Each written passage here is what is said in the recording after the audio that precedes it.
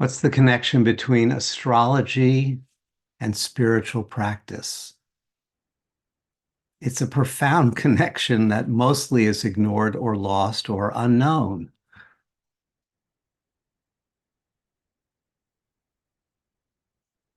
Astrology and contemplative or spiritual practice. In the ancient schools of yoga, and continuing today in the esoteric stream of yoga, these two practices, the practice of astrology and the practice of deep meditation, were interwoven. They work together. But that doesn't look anything like the astrology that is practiced 99% of the time in the world on the internet. And that may be a testament, in a sense, to the power of the system, because there are many kinds of astrology. And the system, the symbol system, can be applied in many ways. And most often, it's applied in the service of the separate self sense. The separate self sense, called, not pejoratively, called the ego. Just, I am this, I'm this, that which I have been conditioned to believe I am. And the purpose of everything, whether it's astrology or psychology, whether it's studying EMT, I don't need EFT, or whether it's studying some form of communication, the purpose from that perspective is to stop bad things from happening, things I don't want to happen, and maximize, or I think the word is optimize, the positive things that I want to have happen. And there's nothing wrong. It's beautiful. This separate self-sense wants to experience beauty, nourishment, healing. Yes. But it also wants to keep things away that it doesn't fit with that separate self-sense. And that's where a problem comes in. And it's where astrology, as interpreted in the ancient Kriya Yoga tradition and all the ancient mystical traditions, can be a powerful ally. If we look at our astrological chart, it's composed of all of these celestial bodies.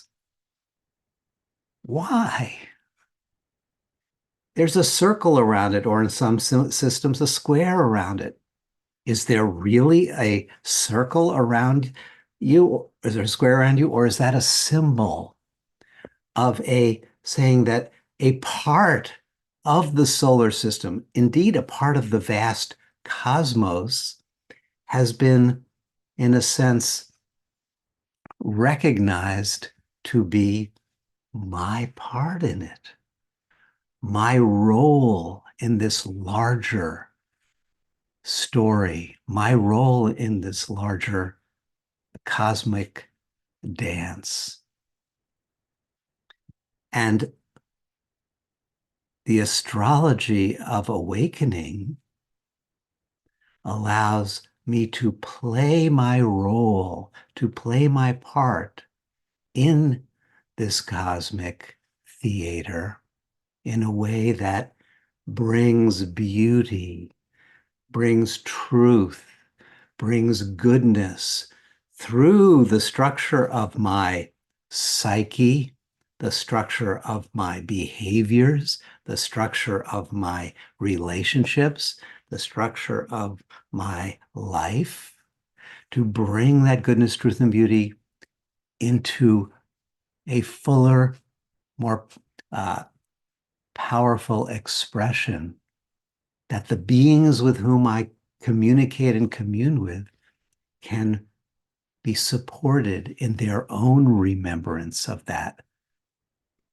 in their own remembrance of their truth, their goodness, their beauty, and that they aren't this separate self-sense that needs to be protected against the universe. Rather, they are an opening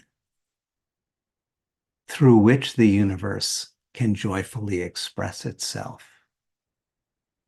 So there is this sacred connection between astrology and spiritual practice. And where they meet, we find the chakras, which are named after the same planetary symbols that we find in our astrology chart.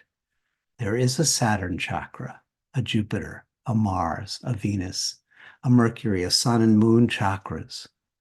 And these are the portals through which we can return to our true nature as radiance and then express that radiance through our chart, through our personality, through our life circumstances, and become a source of blessing in this world.